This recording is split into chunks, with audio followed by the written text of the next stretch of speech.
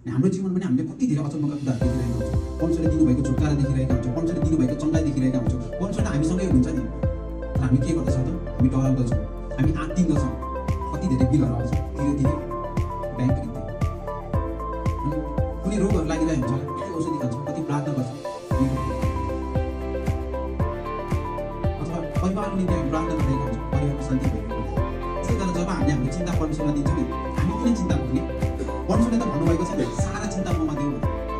अनि हाम्रो फिक्री हामी आफै चाहिँ परमेश्वरले हाम्रो सारा फिक्री चाहिँ दिनुहुन्छ, हाम्रो सारा डर चाहिँ उहाँले दिनुहुन्छ। जब हामी उहाँलाई दिन्छौँ नि, त्यो हाम्रो होइन क्या, अब परमेश्वरले वास्ता गर्नुहुन्छ। परमेश्वर जसले सारा संसार सृष्टि गर्नुभयो, सारा ब्रह्माण्ड सृष्टि गर्नुभयो, यस्तो अचम्म तरिकाको चमत्कारहरू गर्नुभयो, उहाँले हामीले फिक्री दिएपछि हामी आफै किन भोग्ने? हुन्छ, सबैजनाले यीशु ख्रीष्टको नाममा जय मसीह, जय मसीह। आरामै हुनुहुन्छ? आमेन। परमेश्वरलाई महिमा भएको होस्। अनि आराधनामा रमाउनु भयो तपाईँहरू सबैजना, एकदमै आशिषमय परमेश्वरको उपस्थिति हामीले महसुस गर्यौँ आजको आराधनामा। अनि जसै म वचन तयार गर्दै थिएँ, परमेश्वरले यो वचन मलाई देखाउनु भयो। हामी एकदिन सोचौँ न है, एउटा अँध्यारो ठाउँमा हामी भएको, जहाँबाट चाहिँ निस्किने ठाउँ कुनै पनि छैन, अगाडि बढ्न पनि ठाउँ छैन, पछाडि बढ्न पनि ठाउँ छैन, तपाईँले केही देखिराख्नु भएको छैन। के तपाईँ कहिले त्यस्तो अवस्थामा पुग्नु भएको छ? खाल्टो जस्तो ठाउँमा कहिले पुग्नु भएको छ?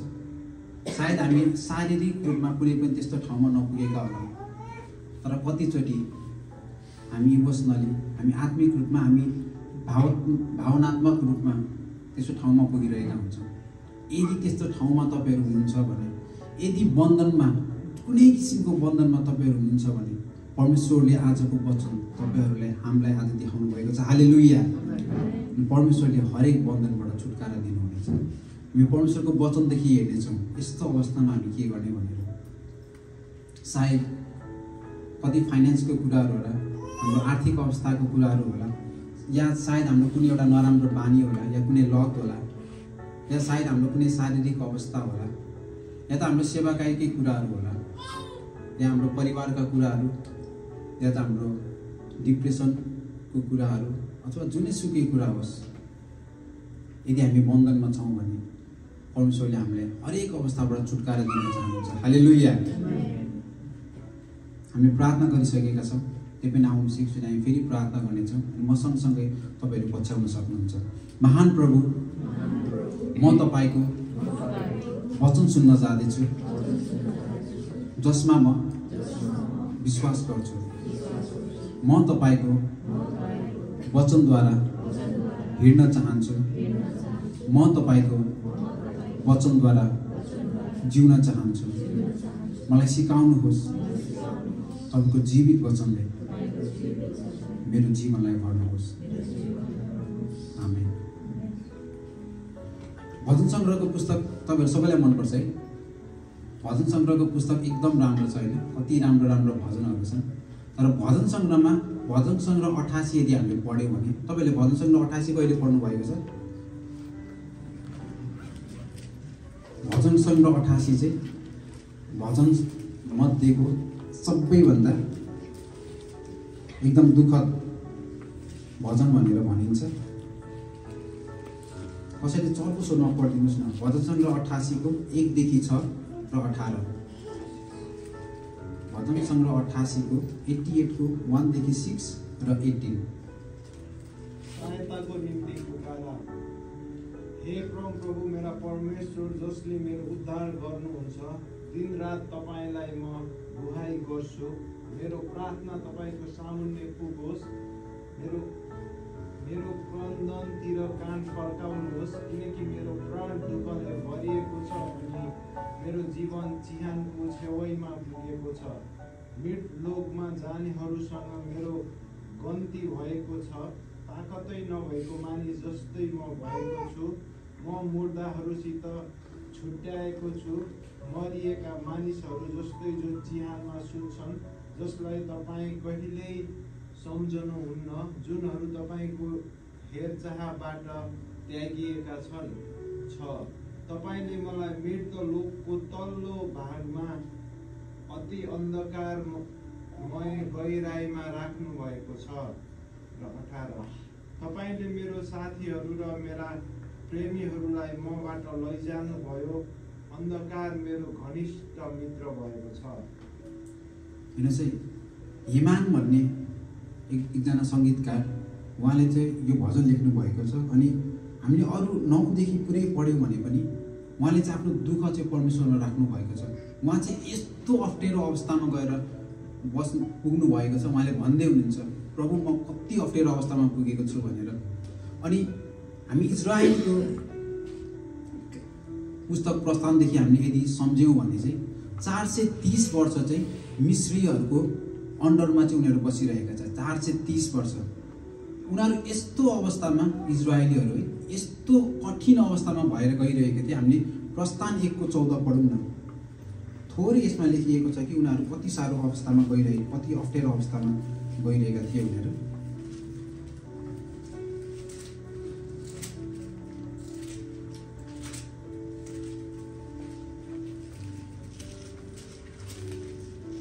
प्रस्थान 1:14 अनि मसला र इटको र खेतका सबै किसिमका कठोर काम गर्न लगाएर तिनीहरूको जीवनै तितो बनाइदिए। हेर्नुहोस्, मिश्रीहरूले चाहिँ इजरायलीहरूलाई चाहिँ यति धेरै कठोर काम लागिरहेका थिए, तिनीहरूको जीवनै यति साह्रो अप्ठ्यारो, यति साह्रो तितो भएको थियो। तर त्यो अवस्थामा परमेश्वरले कसलाई नियुक्त गर्नुभयो? मोसालाई नियुक्त गर्नुभयो। मोसालाई नियुक्त गरेर भन्नुभयो, यो सबै इजरायलीहरूलाई चाहिँ तैँले डोराएर लैजा र म तिमीहरूलाई दुध र मह बग्ने देशमा लानेछु भनेर। हालेलुया। हेर्नुहोस्, जस्तो सुकै अवस्थामा भए पनि परमेश्वरले हामीलाई के गर्नुहुन्छ? छुटकारा दिनुहुन्छ। अब परमेश्वरले निकाल्नुहुन्छ भनेर मोसालाई भन्नुभयो। अनि त्यसपछि मोसाले के गरे त? विभिन्न त्यहाँ विपत्तिहरूका कुरा छन्, हामी त्यतातिर अहिले जाने छैनौँ। तर मोसाले चाहिँ सबै इजरायलीहरूलाई चाहिँ लिएर चाहिँ त्यो मिश्र देशबाट चाहिँ निस्केर गए। कति आनन्द भयो होला एकैछिन इजरायलीहरूलाई, ओहो दासत्वबाट हामी अब निस्केर गयौँ भनेर। तर यत्तिकै आनन्द त भएन नि त तिनीहरूलाई। फेरि के भयो? हामी प्रस्थान 14:9 देखि 10 पढ्नेछौँ। कसैले पढ्दिनु होला?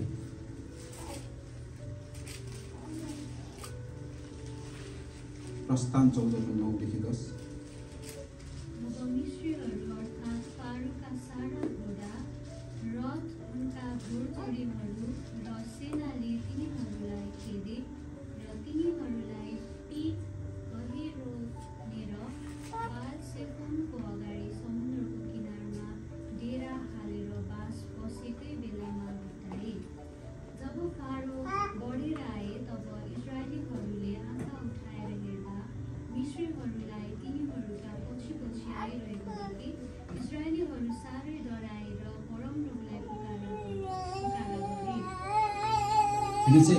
यहाँ चाहिँ के भएको छ भन्दाखेरि चाहिँ इजरायलीहरू चाहिँ त्यो देशबाट निस्केर आए।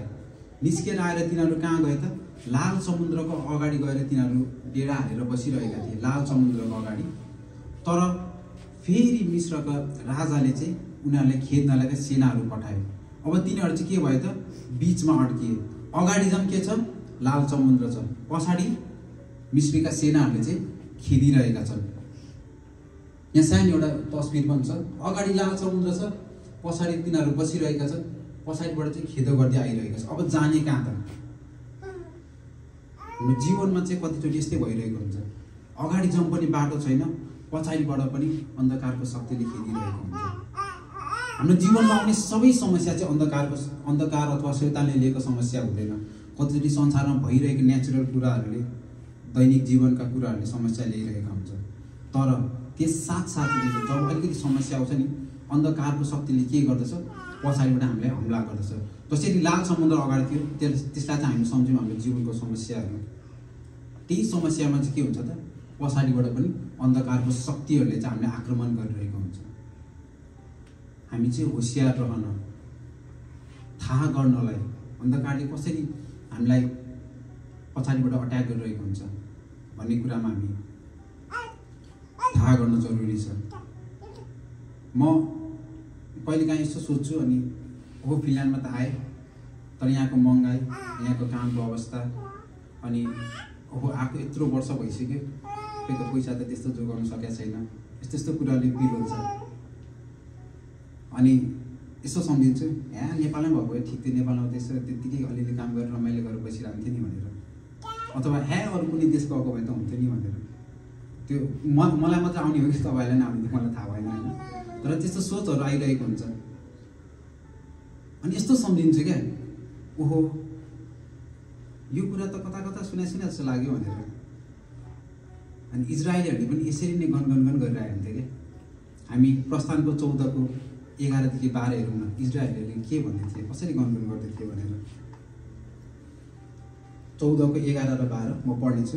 तिनीहरूले मूसालाई भने, के मिस्रमा चिहानहरू थिएनन् र तपाईँले हामीलाई यस उजाड स्थानमा मर्नलाई ल्याउनु भयो? हामीलाई मिस्रबाट ल्याएर यो के गर्नुभयो? के मिस्रमा हामीलाई मिस्रीहरूको सेवा गर्न छोडिदिनुहोस् भने हामीले तपाईँलाई भनेका थिएनौँ र? उजाड स्थानमा मर्नुभन्दा त हामीलाई मिस्रहरूकै सेवा गर्न असल हुने थियो। अनि यस्तो सम्झेको, ओहो म पनि त्यस्तै भयो क्या हो। नेपालमा हुँदाखेरि बाहिर आउने भनेर कति प्रार्थना गरेँ होला है, ओहो प्रभु मलाई यो जसरी जानु छ भनेर। अनि मैले चाहिँ 12 सकिने बित्तिकै अप्लाई गर्न थालेँ। विभिन्न ठाउँमा अप्लाई गरेँ, युएसए अप्लाई गरेँ, जापान अप्लाई गरेँ, न्युजिल्यान्ड अप्लाई गरेँ, फेरि जापान गरेँ, फेरि युएसए गरेँ, कता गर्दा 4 वर्ष सकिएछ। अनि ब्याचलरको अन्तिम एक्जाम दिने बेला चाहिँ ठ्याक्कै फिनल्यान्डको इन्टरभ्यू भयो। अनि त्यो 4 वर्ष नेपालमा हुँदाखेरि बाहिर आउनलाई कति कठिन हुन्छ है भन्नाले त्यो 4 वर्ष कसरी काट्यो होला। प्रार्थना गर्दै प्रभु जसरी जानु छ, प्रभु जसरी जानु छ, घुँडा टेकेर प्रार्थना गरेर उपवाससहित प्रार्थना गरेको छ, परिवारमा प्रार्थना राखेको छ, मण्डलीमा प्रार्थना राखेको छ। अनि भरे आएपछि चाहिँ किन आएछु भनेर परमेश्वरले आशिष दिनुभएको छ नि होइन, तर त्यसलाई भन्नु त हुँदैन नि। मिस्रहरूलाई पनि परमेश्वरले चाहिँ दुध र मह बग्ने देशमा लानुहुन्छ भनेर प्रतिज्ञा गर्नुभएको थियो। तर उनीहरू चाहिँ के गरिरहेको थिए, त्यहाँ जानुभन्दा त्यो अलिकति दुःख सहनुभन्दा त तिनीहरूको दासत्वमै बसेको ठिक थियो नि हामी भनेर। हामी पनि जीवनमा चाहिँ अलिकति केही समस्या अथवा केही समस्या हामीले फेस गरिरहेका छौँ भने चाहिँ हामीले चाहिँ परमेश्वरले दिनुभएको आशिषलाई चाहिँ बिर्सेर चाहिँ पहिलाको समस्याहरूलाई हामी सम्झिँदै बस्छौँ, पहिल्यैदेखि नै यस्तो भइरहेको छ भनेर। हेर्नु चाहिँ भजन सङ्ग्रह 88को 15 पनि उहाँले त्यस्तै भन्नुभएको छ। कसैले पढिदिनु होला।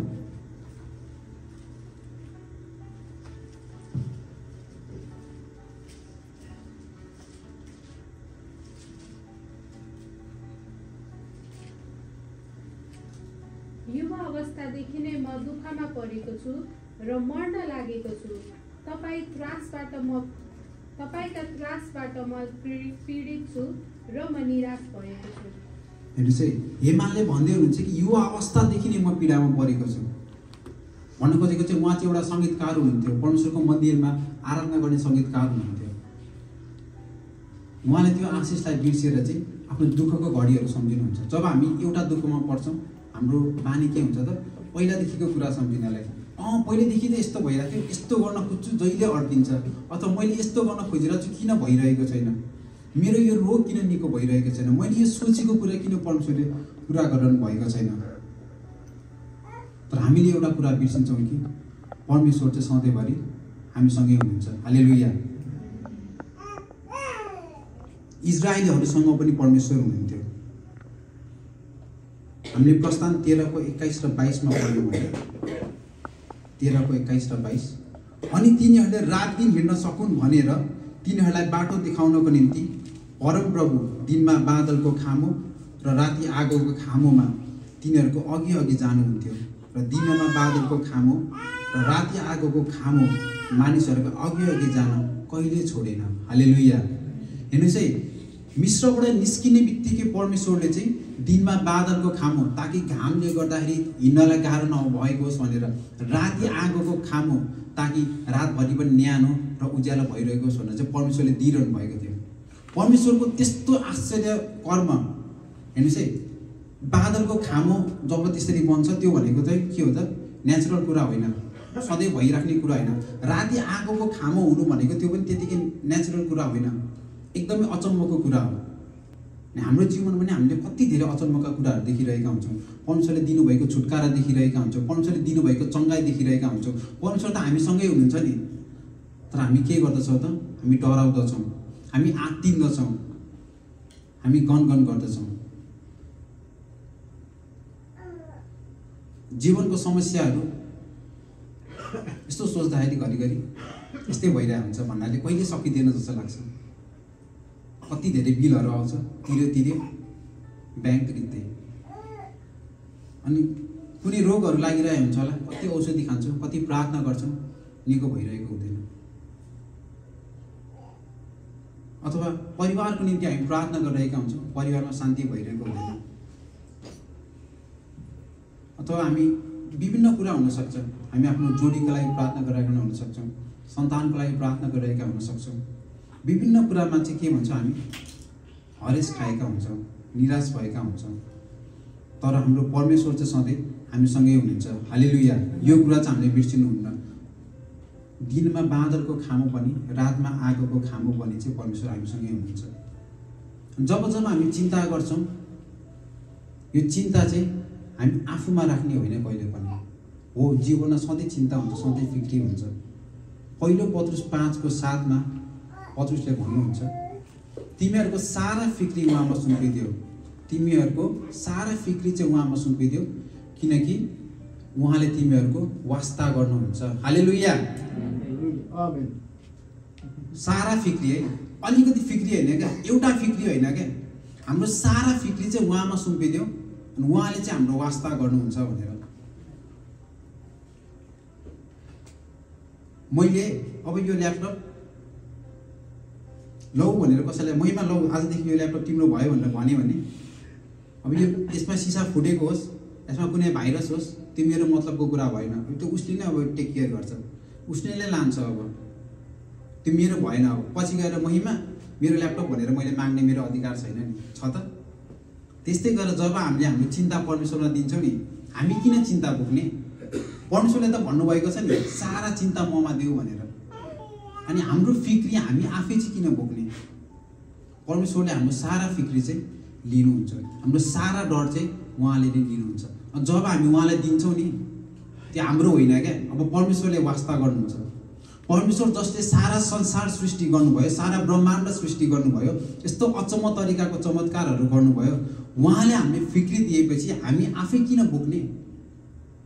हे सबै थाकेका र बोझले लादिएका हुन्, म कहाँ म तिमीलाई विश्राम दिनेछु भनेर भन्नुभएको छ नि।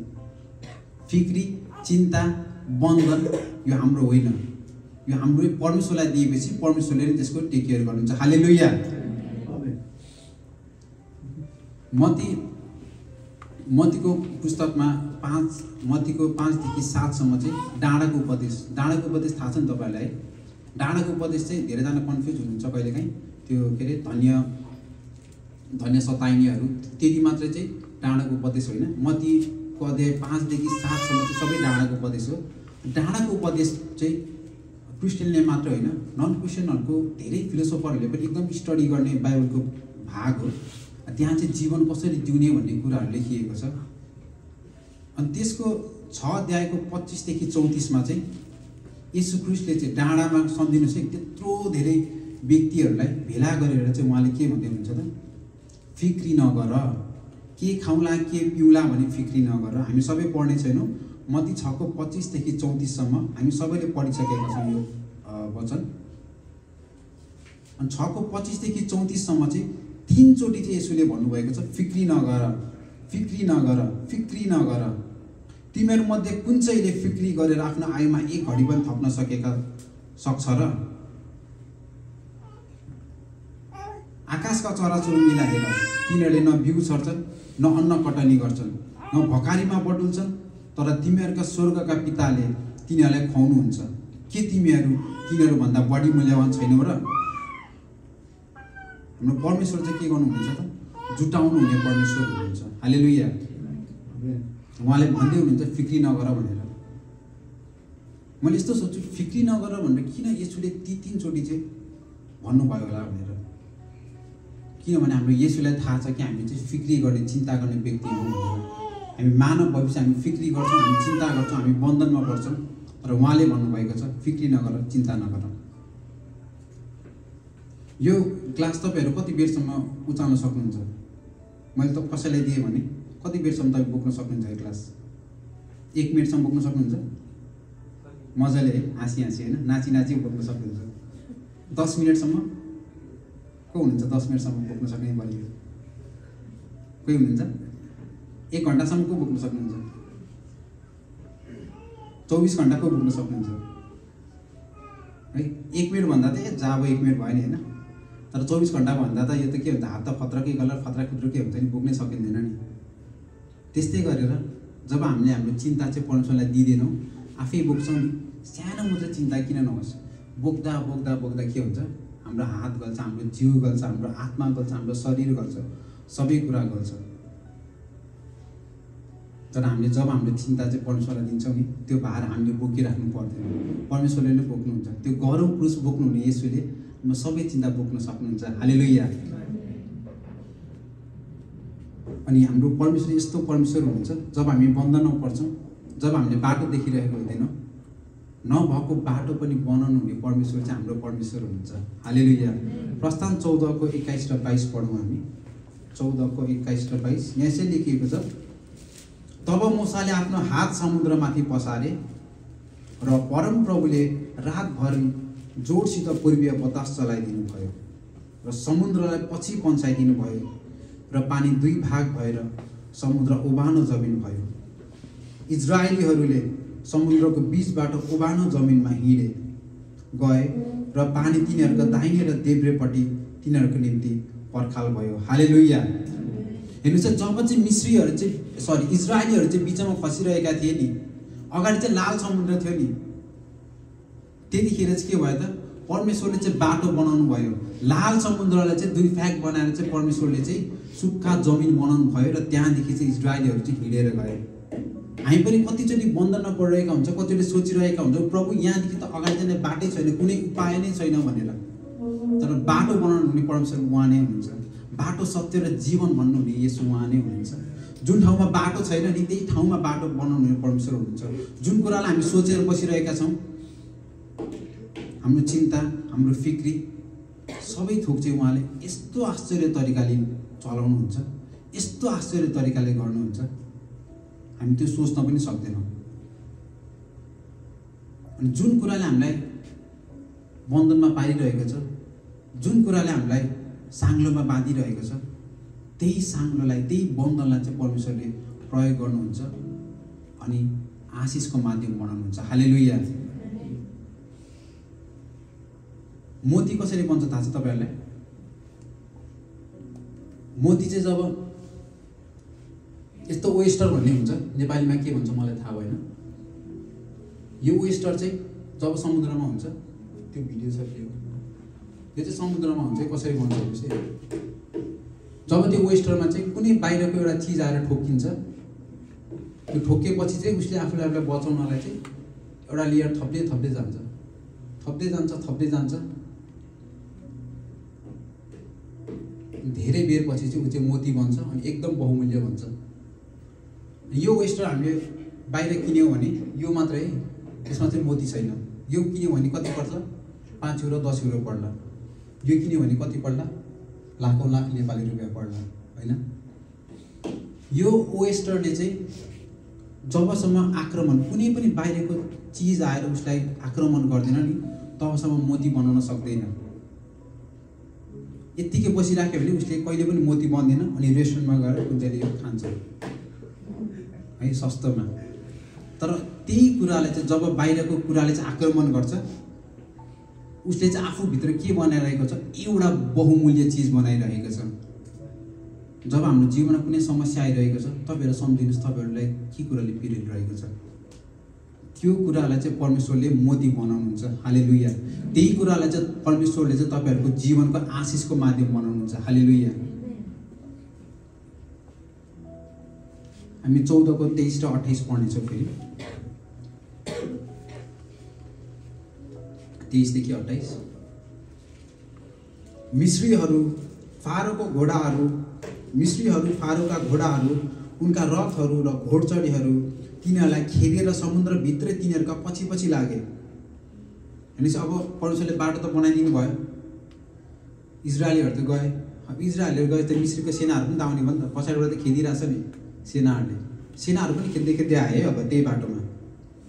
अनि रातको पछिल्लो पहरमा परमप्रभुले मिश्रीहरूको सेनालाई आगो र बादलको खाम्बोबाट हेर्नुभयो र मिश्रीहरूको सेनालाई अलमल्ल गराइदिनु भयो। उहाँले तिनीहरूका रथका पाङ्ग्राहरू फुस्काइदिनु भयो र उनीहरूलाई ती चलाउन कठिन भयो। मिश्रीहरू भन्न लागे, हामी इजरायलीहरूदेखि भागौँ, किनकि परमप्रभु तिनीहरूका पक्षमा भएर मिश्रीहरूका विरुद्धमा लड्दै हुनुहुन्छ। तब परमप्रभुले मूसालाई भन्नुभयो, तेरो हात समुद्रमाथि पसार र मिश्रीहरू र उनीहरूका रथहरू र घोडचढीहरूमाथि त्यो पानी फेरि बढेर आओस्। मूसाले आफ्नो हात समुद्रमाथि पसारे र बिहान उज्यालो हुँदा समुद्र फेरि फर्केर आफ्नो ठाउँमा आयो। मिश्रीहरू त्यसको विपरीत दिशातिर भाग्न लागे, तर परमप्रभुले मिश्रीहरूलाई समुद्रमै फ्याँकिदिनु भयो। हालेलुया। पानी फर्केर आयो र रथहरू घोडचढीहरू अर्थात् इजरायलका पछि आएका फारोका जम्मै सेनालाई छोप्यो र उनीहरूमध्ये एउटा पनि बाँचेनन्। जुन समुद्र चाहिँ उनीहरूको बाटो रोकिरहेको थियो नि, जुन समुद्रले चाहिँ उनीहरूको बाटो रोकिरहेको थियो, त्यही समुद्रलाई चाहिँ परमेश्वरले प्रयोग गर्नुभयो। कसलाई हराउनलाई? फारोको सेनालाई हराउनलाई। जुन बन्धनले तपाईँलाई मलाई रोकिरहेको छ, बन्धनमा पारिरहेको छ, त्यही बन्धन चाहिँ परमेश्वरले अन्धकारको शक्तिहरूलाई हटाउनलाई चाहिँ प्रयोग गर्नुहुन्छ। हालेलुया। बाटो बन्यो, उनीहरू आए, उनीहरू भागेर गए, तर उनीहरू पछि आइरहेको थिए, तर त्यही समुद्रले चाहिँ उनीहरूलाई थिचेर चाहिँ सबैलाई सकाइदिए र अन्धकारको चाहिँ के भयो?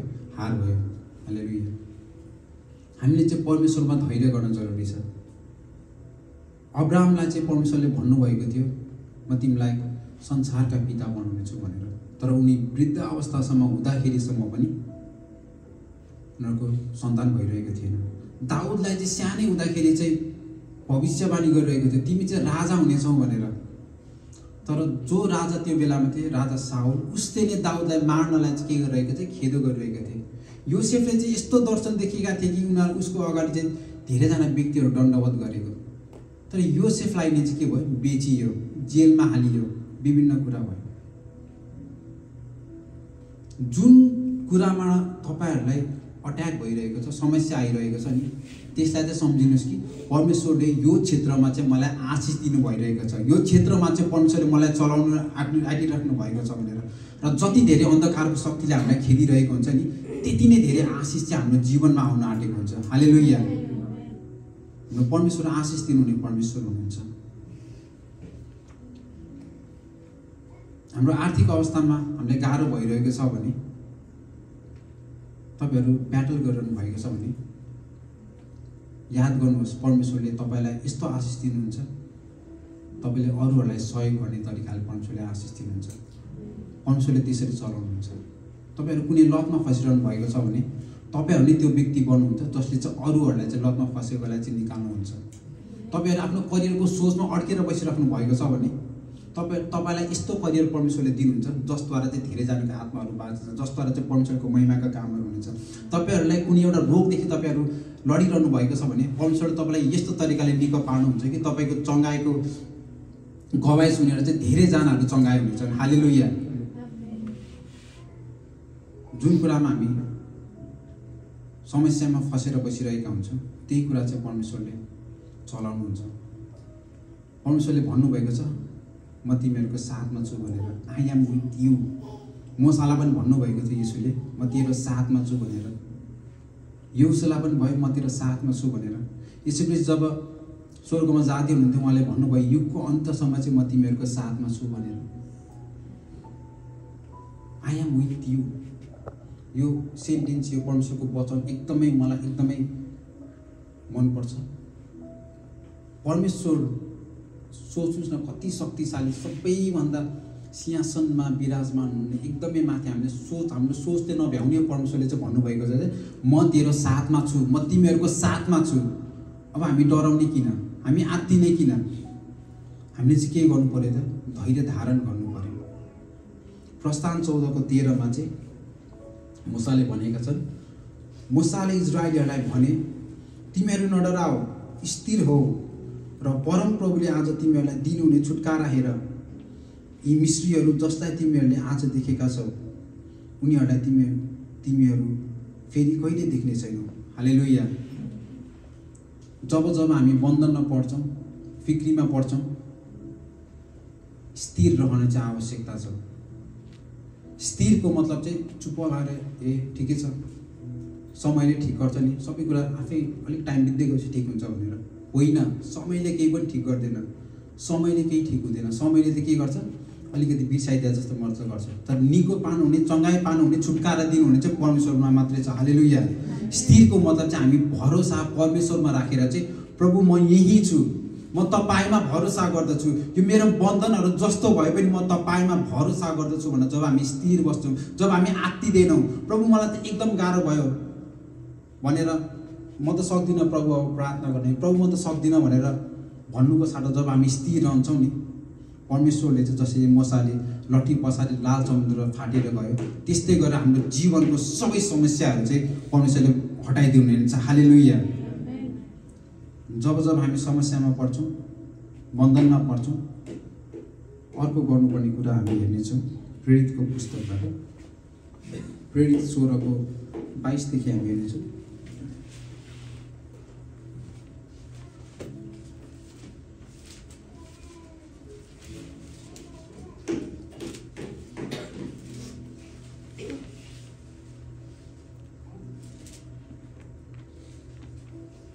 प्रेरित 16:22 तब भिडहरू मिलेर तिनीहरूमाथि जाइलागे।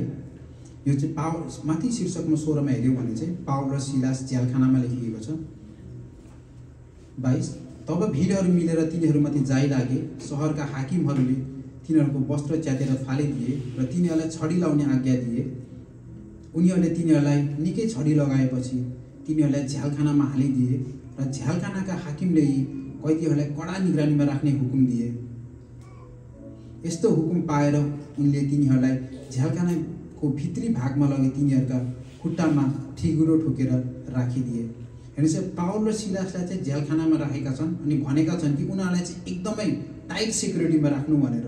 त्यसै कारणले चाहिँ उनीहरूले चाहिँ भित्री कोठामा लगेर चाहिँ खुट्टामा ठिगुरो ठोकेर राखिदिए भनेर लेखिएको छ। 25 तर आधा रातमा पावल र सिलास प्रार्थना गर्दै परमेश्वरको भजन गाइरहेका थिए र कैदीहरूले यो सुनिरहेका थिए। तब एक्कासी एउटा ठुलो भुइँचालो गयो र झ्यालखानाका जगहरू हल्लिए र तुरुन्तै जम्मै ढोकाहरू उग्रिए र सबै बन्धनहरू खुले। हालेलुया।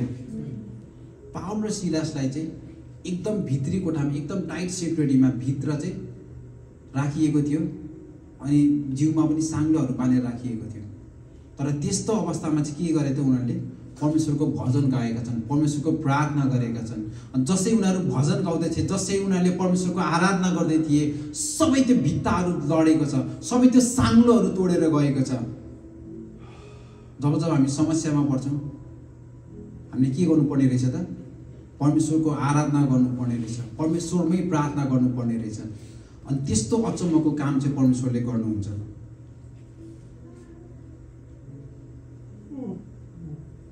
सत्ताइस झ्यालखानाका हाकिम निन्द्राबाट बिउजे र झ्यालखानाका ढोकाहरू उग्रेका देखेर कैदीहरू सबै भागिसके भन्ठानेर उनले आत्महत्या गर्ने विचारले तरबार थुते। अब त्यहाँको झ्यालखानाका ढोकाहरू उग्रेर सबै कैदीहरू भाग्छन् भनेर चाहिँ त्यो झ्यालखानाका हाकिमहरू चाहिँ के गरेर आफूलाई मार्नलाई रेडी भए। किन मार्नलाई रेडी भयो भन्दाखेरि यदि अब तिनीहरू भागे भने त उनीहरूको माथिको मान्छेले चाहिँ के गर्छन्, उनीहरूलाई एकदम नराम्रोसँगले मार्छन्। त्योभन्दा त म सजिलो तरिकाले मर्छु भनेर उनीहरू चाहिँ मार्नलाई आफूलाई मर्नलाई चाहिँ रेडी भए। तर पावलले चर्को स्वरले यस्तो भन्दै कराए, तपाईँले आफूलाई केही नोक्सानी नगर्नुहोस् किनकि हामी सबै यहीँ छौँ। तब बत्ती मागेर उनी हामफाल्दै भित्र आए, डरले कामदै पावल र सिलासको अगाडि घोप्टो परे। तिनीहरूलाई बाहिर ल्याएर उनले भने, उद्धार पाउनलाई मैले के गर्नुपर्छ? अनि तिनीहरूले भने, प्रभु येशू ख्रीष्टमा विश्वास गर्नुहोस् र तपाईँले उद्धार पाउनुहुनेछ, तपाईँ र तपाईँको परिवारले।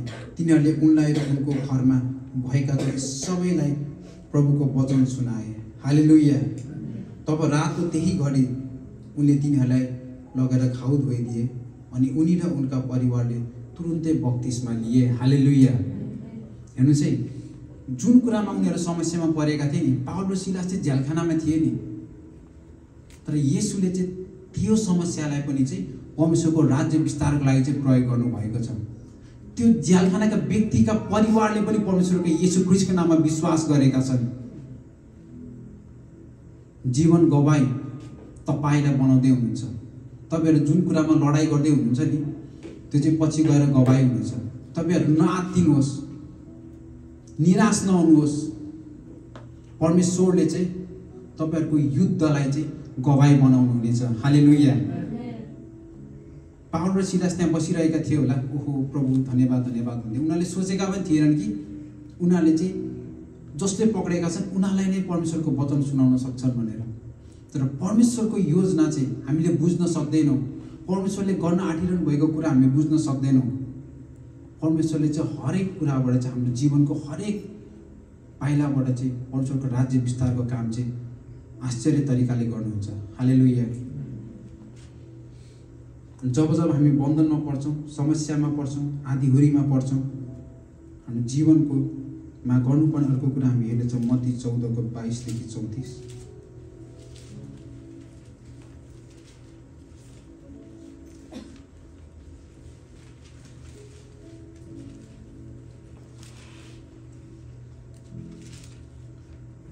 म सबै पढ्ने छुइनँ किनभने यो धेरै लामो हुन्छ। 14:22 शीर्षकमा लेखिएको छ येशू पानीमाथि हिँड्नु भएको। म 25 देखि पढ्नेछु। बिहान 3 बजेतिर उहाँ समुद्रमाथि हिँड्दै तिनीहरू कहाँ आउनुभयो। जब चेलाहरूले उहाँलाई समुद्रमाथि हिँडिरहनु भएको देखे तब डराएर तिनीहरूले भने यो त भूत हो र तिनीहरूले डराएर चिच्याए। तर येशू झट्टै तिनीहरूलाई यसो भन्नुभयो, साहस गर, म नै हुँ, न डराऊ। अनि चेलाहरू चाहिँ समुद्रमा डुङ्गाबाट गइरहेका थिए। येशू ख्रीष्ट चाहिँ प्रार्थना गर्नलाई केही बेर रोकिनु भएको थियो। उहाँ चाहिँ पछि आउँदाखेरि के गर्नुभयो त समुद्रमाथि येशू चाहिँ हिँड्दै हिँड्दै आउनुभयो। चेलाहरू चाहिँ डुङ्गामा गइरहेका थिए। अनि चेलाहरूले चाहिँ परबाट यस्तो हेरे, ओहो को भूत पो आयो कि क्या हो, पानीमाथि त को हिँड्न सक्छ र। त्यतिखेर येशूले भन्नुभयो, साहस गर, नडराऊ, म नै हुँ। पत्रुसले उहाँलाई भने, हे प्रभु तपाईँ नै हुनुहुन्छ भने मलाई तपाईँ कहाँ पानीमाथि आउने आज्ञा दिनुहोस्। उहाँले भन्नुभयो, आओ। पत्रुस डुङ्गाबाट ओर्लेर येशू कहाँ जानलाई पानीमाथि हिँड्न लागे। तर बतास जोडले चलेको देखेर तिनी डराए र जब डुब्न लागे तब तिनले चिच्याएर भने, हे प्रभु मलाई बचाउनुहोस्। तब येशूले झट्टै हात पसारेर तिनलाई समाति हाल्नुभयो र तिनलाई भन्नुभयो, ए अल्प विश्वासी किन शङ्का गर्यौ। अनि अब पत्रुसले चाहिँ यस्तो साहस गरेका छन्। त्यत्रो धेरै चेलामध्ये पत्रुस मात्र यस्तो व्यक्ति भएका छन् जसले चाहिँ साहस गरेर भनेका छन् कि प्रभु मलाई पनि आज्ञा दिनुहोस्, म पनि हिँड्छु पानीमा भनेर। पत्रुसको लागि यो उसको जीवनभरिको लागि एउटा कति ठुलो के भन्छ ब्र्याग गर्ने कुरा भयो होला है। पछि गएर नि म त यसो पानीमा हिँड्दाखेरि म पनि यसोसँगै पानीमा हिँडेको नि भनेर उसले कति भन्यो होला है पछि गएर। अनि ऊ चाहिँ पानीमा हिँडेको छ है, पानीमा हिँड्दै गएको छ। तब त्यतिखेर चाहिँ के भयो त उसले चाहिँ येशूलाई हेर्दै हिँडिरहेको बेला अलिकति हावाहुरी आयो, अलिकति बतास चल्दाखेरि चाहिँ उसको ध्यान चाहिँ कतातिर गयो त येशू ख्रीष्ट त्यहाँ हुनुहुन्छ भन्ने कुरातिर ध्यान गएन। तर उसको ध्यान चाहिँ कतातिर गयो त ओहो हावाहुरी पो लागिरहेको छ त, यो त शान्त पानी त छैन त भनेर त्यहाँ चाहिँ डराउन लाग्यो। अनि जब उसको फोकस, जब उसको ध्यान चाहिँ येशूतिरबाट हटेर आँधीहुरीतिर गयो नि त्यतिखेर चाहिँ ऊ डुब्यो। हामी सम्झ्यौँ तपाईँहरूको बन्धन, तपाईँहरूको साङ्लोलाई सम्झिनुहोस्। त्यतिखेर हामी कसलाई ध्यान दिइरहेका हुन्छौँ। हाम्रो ध्यान चाहिँ कतातिर हुन्छ। हाम्रो 24 घन्टा ध्यान चाहिँ हामी त्यही समस्यामा, त्यही पीडामा, त्यही बन्धनमा राखिरहेका हुन्छौँ कि हाम्रो ध्यान चाहिँ परमेश्वरतिर लागिरहेका हुन्छौँ। जब हामीले परमेश्वरमा ध्यान लाउँछौँ नि त्यतिखेर चाहिँ हामी पानीमाथि पनि सधैँभरि हिँड्डोल चाहिँ गरिराख्न सकेका हुन्छौँ। यूहन्ना 16:33 येशूले भन्नुभएको छ, मैले तिमीहरूलाई यस हेतुले भनेको छु कि ममा तिमीहरूलाई शान्ति होस्। संसारमा तिमीहरूलाई सङ्कष्ट हुनेछ, तर साहस गर, मैले संसारलाई जितेको छु। हालेलुया। संसारमा तिमीहरूलाई सङ्कष्ट हुनेछ, तर साहस गर, मैले संसारलाई जितेको छु। हाम्रो पास्टर बुवाले यो 2025 को सुरुवातमा नयाँ वर्षको बेला भन्नुभएको थियो। के भन्नुभएको थियो थाहा छ तपाईँलाई? 2025 चाहिँ हाम्रो मण्डलीको सबै व्यक्तिहरूको निम्ति चाहिँ आशिषको वर्ष हुनेछ। हालेलुया। जनवरी फेब्रुअरी मार्च भइसकेको छ, अहिले मार्चको अन्तिम लागिरहेको छ। हामीले सोचिरहेका होला ओहो त्यो त बिर्सिसक्यो होला आशिषको वर्ष भनेर, अथवा आशिष त होला जस्तो छैन भनेर सोचिरहेका होला। हामीले के कुराहरू लेखेका थियौँ होला, तपाईँहरू कतिजना आउनुभएको थियो नयाँ वर्षको दिन। तर परमेश्वरबाट आएको वचन चाहिँ त्यत्तिकै आएको वचन होइन। परमेश्वरले साँच्चै नै हाम्रो यो 2025मा चाहिँ एकदम भयङ्कर आशिष लिएर आउँदै हुनुहुन्छ। हामी तयार छौँ त परमेश्वरको आशिष प्राप्त गर्नलाई। आशिष प्राप्त गर्नलाई के गर्नुपर्ने रहेछ त? समस्यामा चाहिँ सुरुमा के गर्नु पर्यो? स्थिर रहनु पर्यो, स्थिर रहनु पर्यो। दोस्रो कुरा प्रार्थना, आराधना, उपवास, बाइबल अध्ययन। तेस्रो कुरा हाम्रो ध्यान चाहिँ परमेश्वरतिर लाउनु पर्यो। तीनटा कुरा लिएर चाहिँ जब समस्या, जब बन्धन हुन्छ, त्यो तीनटा कुरालाई सम्झिनुहोस्। अनि सम्झिनुहोस् कि जब समस्या आउँछ यो नसम्झिनुहोस् कि किन मेरो जीवनमा समस्या आयो, यो सम्झिनुहोस् कि परमेश्वरले चाहिँ मेरो जीवनमा के आशिष चाहिँ लिएर आउनु खोजिरहनु भएको छ, परमेश्वरले चाहिँ कुन रूपले चाहिँ मलाई चलाउनु खोजिरहनु भएको छ भन्ने कुरालाई हामी सम्झौँ। लाल समुद्र हुन्छ संसारमा, तर त्यही लाल समुद्रले चाहिँ परमेश्वरले बाटो बनाउनुहुन्छ। पछाडिबाट अन्धकारको सेनाहरूले चाहिँ धपेट्छ हामीलाई, खेद्छ हामीलाई, तर परमेश्वरले चाहिँ ती सबै अन्धकारको शक्तिहरूलाई चाहिँ हटाउनु हुनेछ। हामी बन्धनमा पर्छौँ, हामीलाई एकदम गुप्त ठाउँमा लगेर पनि राखिएको हुन्छ, तर जसो हामी प्रार्थना गर्छौँ त्यो सबै साङ्लोहरू चाहिँ के हुनेछ? तोडेर जानेछ। हाम्रो जीवनमा आँधी हुरी तुफान त आउँछ, तर जतिसुकै भयो भने येशूले चाहिँ हामीलाई डुब्न कहिले दिनु हुँदैन। उहाँले चाहिँ आफ्नो हात समातेर चाहिँ हामीलाई सधैँभरि उचाल्नुहुन्छ।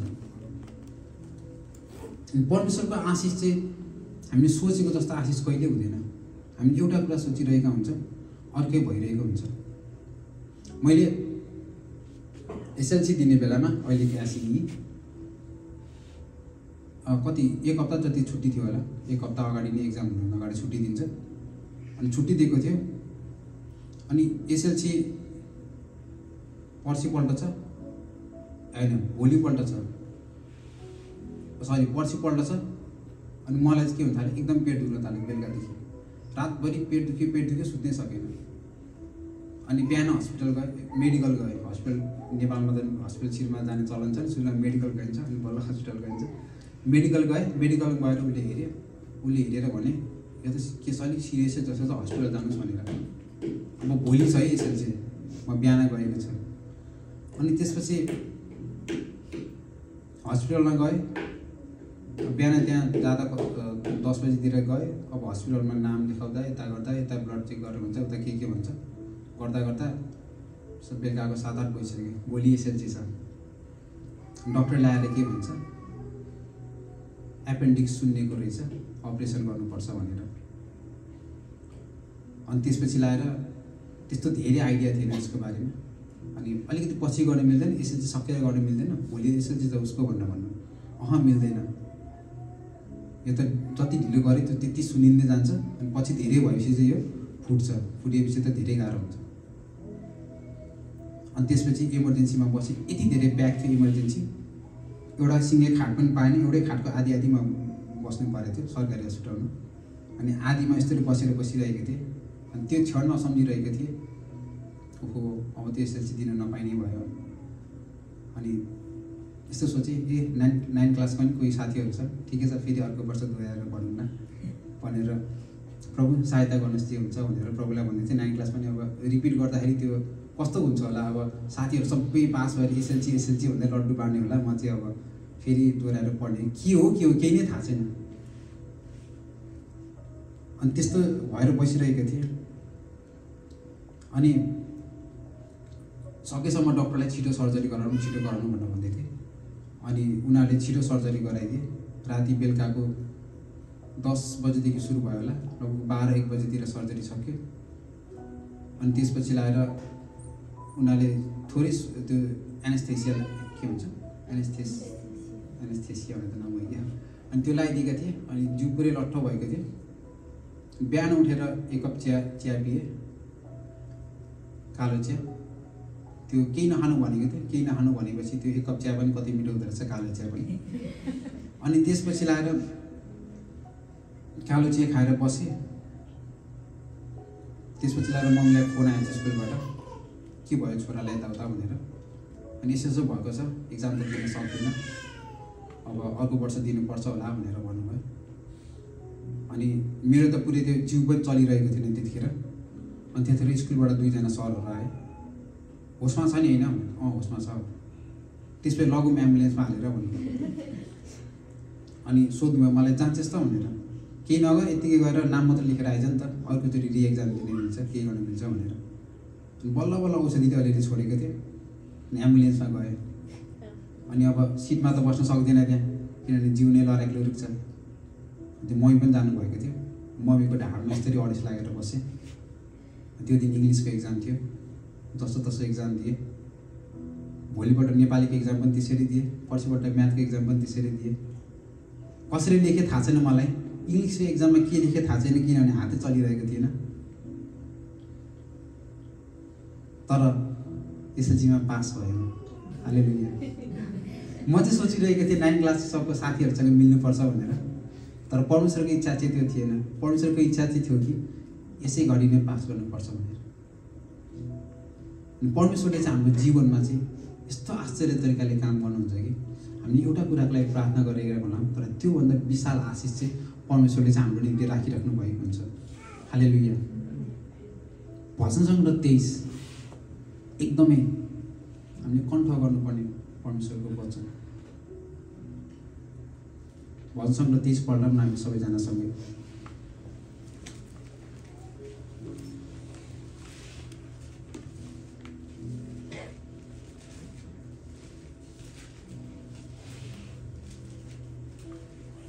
परमप्रभु मेरो गोठालो हुनुहुन्छ, त्यो चाहिँ परमेश्वरसँगको हाम्रो सम्बन्ध हो।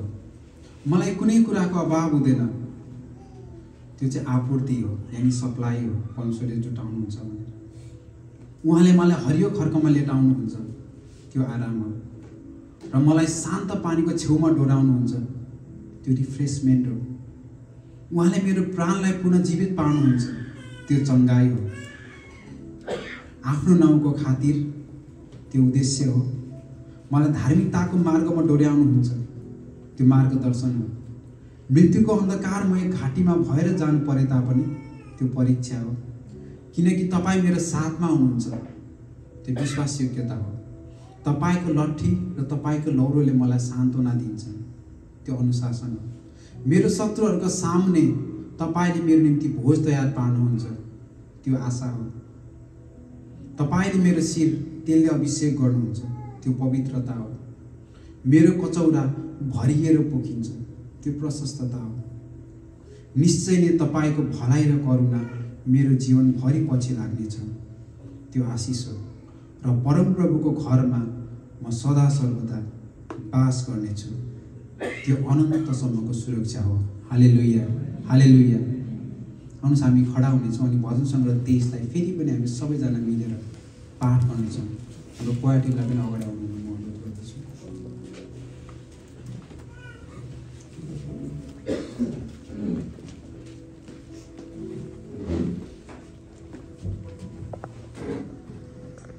भजन सङ्ग्रह 23 हामी सधैँभरि चाहिँ जुनसुकै अवस्थामा नि यसलाई अध्ययन गर्ने हो। परमेश्वर चाहिँ हाम्रो असल गोठालो हुनुहुन्छ, हामीले केही कुराको अभाव घटी कमी हुँदैन। आउनुहोस् हामी सबैजना सँगै पढ्नेछौँ। 1 2 3। परमप्रभु मेरो गोठालो हुनुहुन्छ, मलाई केही कुराको अभाव हुँदैन। उहाँले मलाई हरियो खर्कमा लेटाउनुहुन्छ र मलाई शान्त पानीको छेउमा डोर्याउनुहुन्छ। उहाँले मेरो प्राणलाई पुनर्जीवित पार्नुहुन्छ। उहाँले आफ्नो नाउँको खातिर मलाई धार्मिकताको मार्गमा डोर्याउनुहुन्छ। मृत्युको अन्धकारमय घाटी भएर जानु परे तापनि म कुनै खतरादेखि डराउने छैन, किनकि तपाईँ मेरो साथमा हुनुहुन्छ। तपाईँको लट्ठी र तपाईँको लौरोले मलाई सान्त्वना दिन्छ। मेरो शत्रुहरूका सामने तपाईँले मेरो निम्ति भोज तयार पार्नुहुन्छ। तपाईँले मेरो शिर तेलले अभिषेक गर्नुहुन्छ। मेरो कचौरा भरिएर पोखिन्छ।